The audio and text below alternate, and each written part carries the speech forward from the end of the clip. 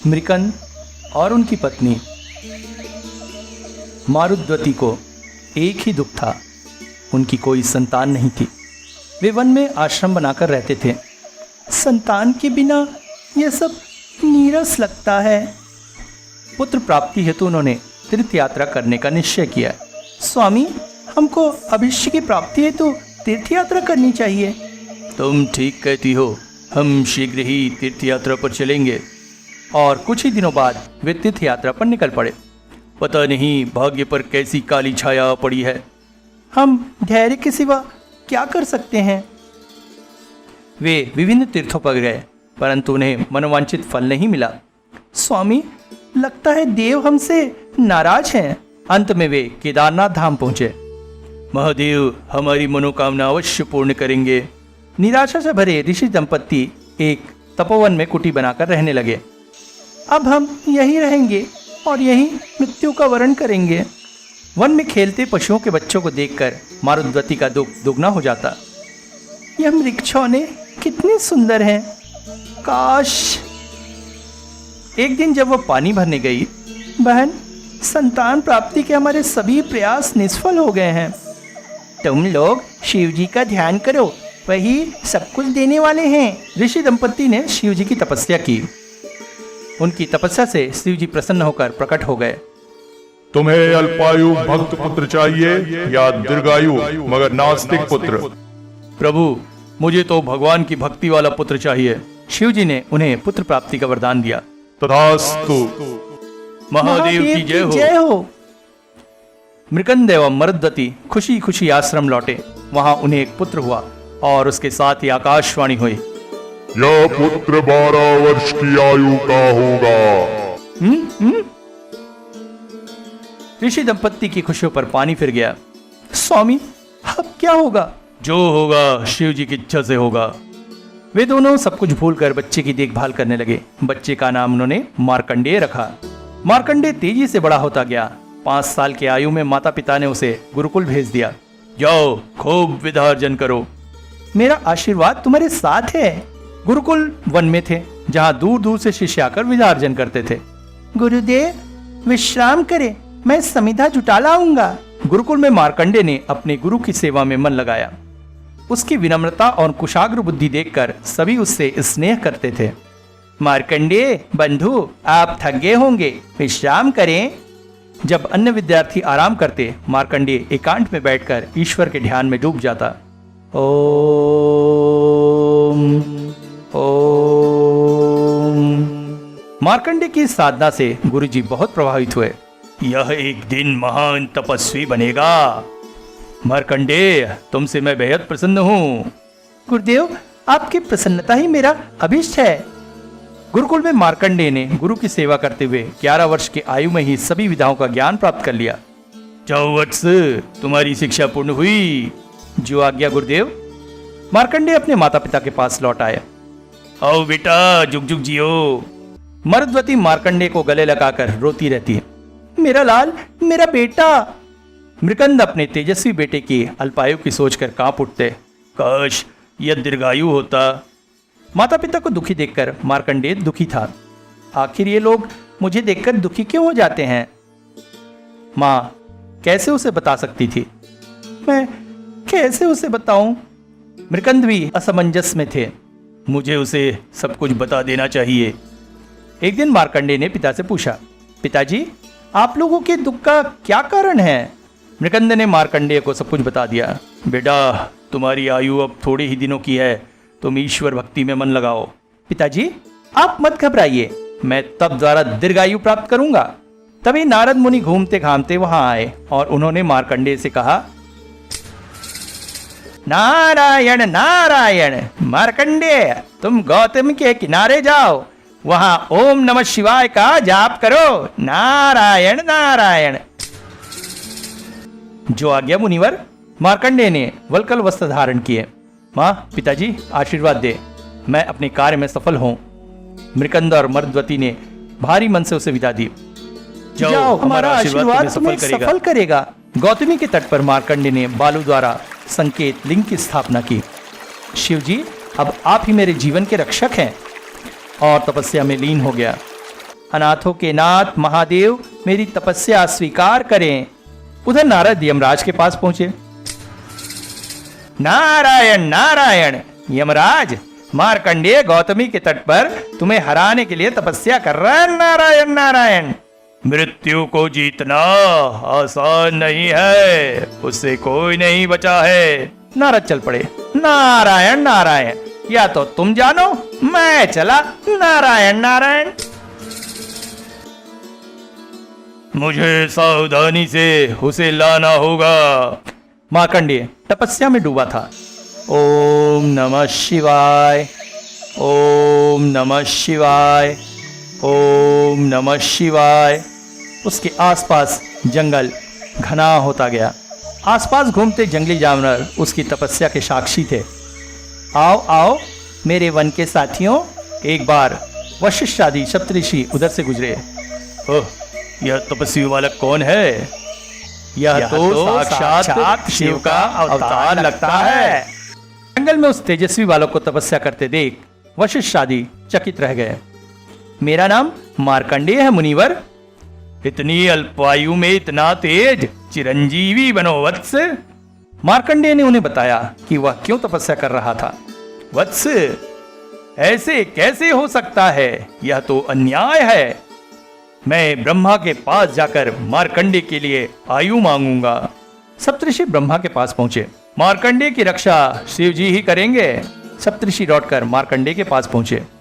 मैं तुम्हें महामृत्युंजय स्रोत बताता हूं, तुम उसका पाठ करो। जो आज्ञा मुनिवर।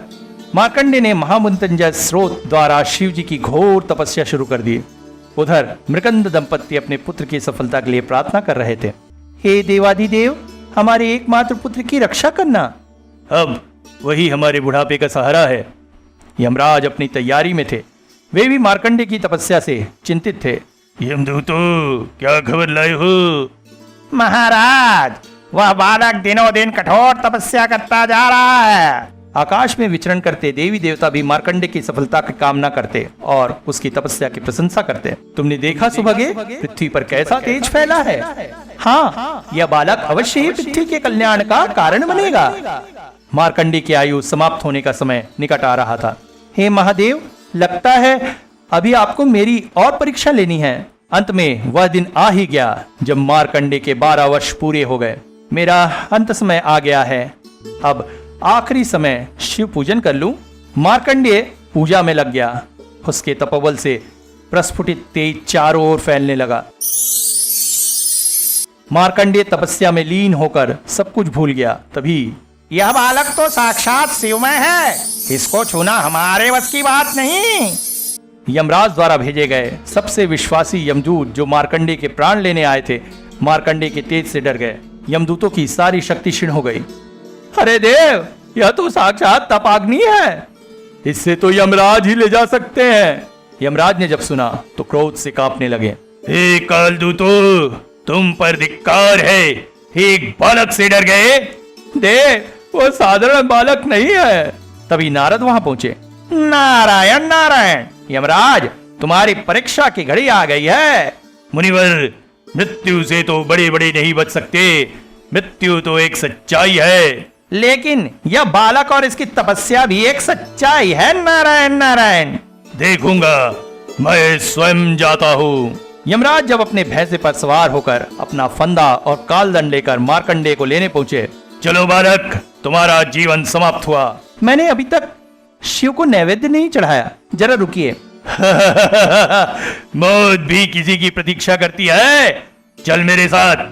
ठीक है, आप अपना काम करिए, मैं अपना काम करता हूँ। मार्कंडेय ने अपना शरीर नैवेद्य के रूप में शिवलिंग पर अर्पित कर दिया और शिवलिंग से लिपट गया।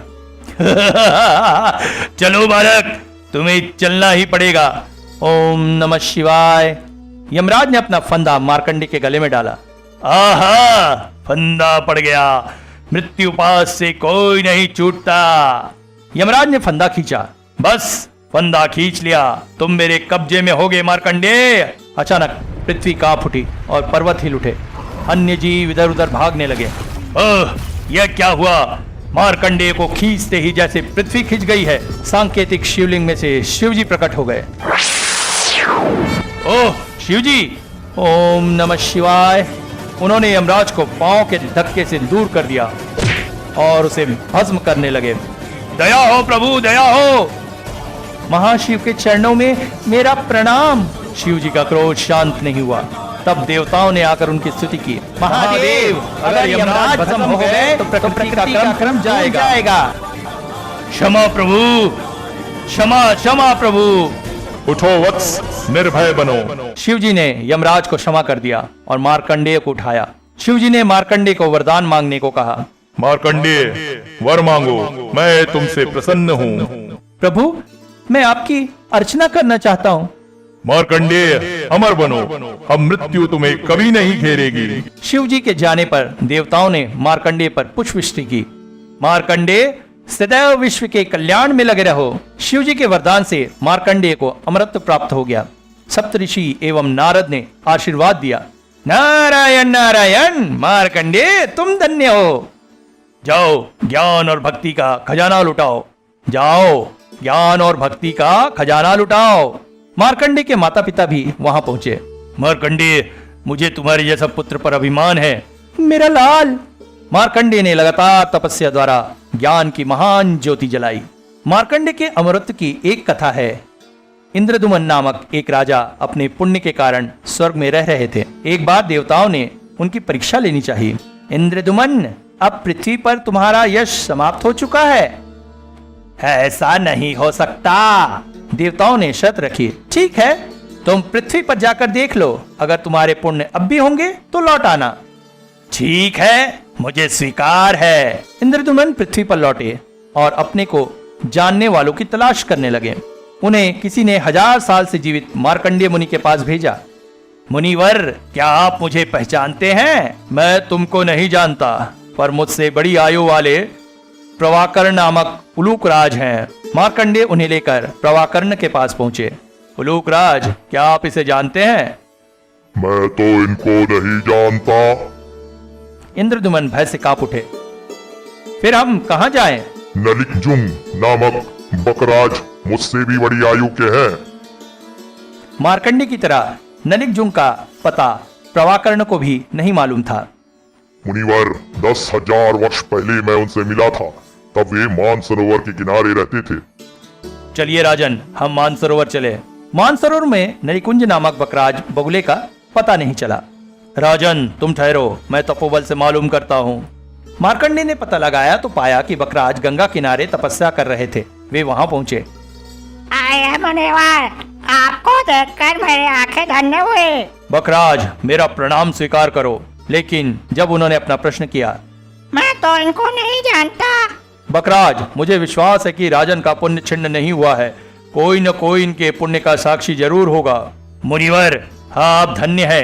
केवल मेरे लिए आप इतना प्रयास कर रहे हैं।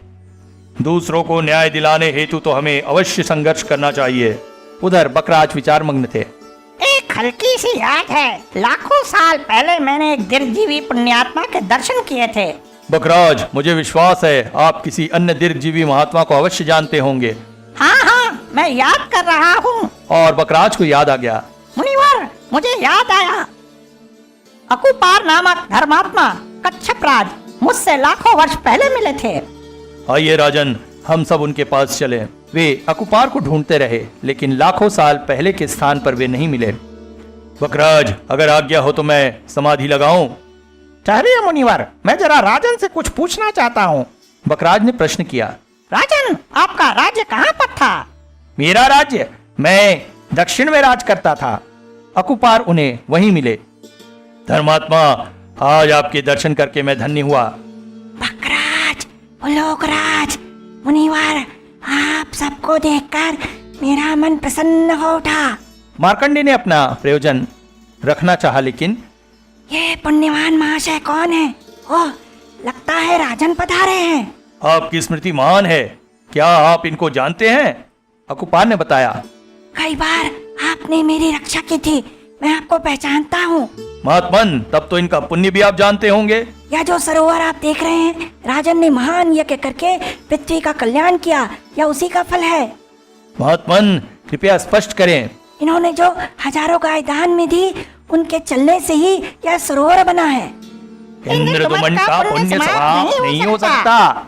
महात्माओं, मैं तो पुण्य के रहते ही पृथ्वी पर धकेला जाता अगर मार्कंडे मुनि ने मेरा साथ नहीं दिया होता। मार्कंडेय भी धन्य है। मार्कंडे भी धन्य है। मार्कंडेय भी धन्य है। और इंद्रदुमन स्वर्ग को चले गए। मार्कंडेय फिर तपस्या में लीन हो गए।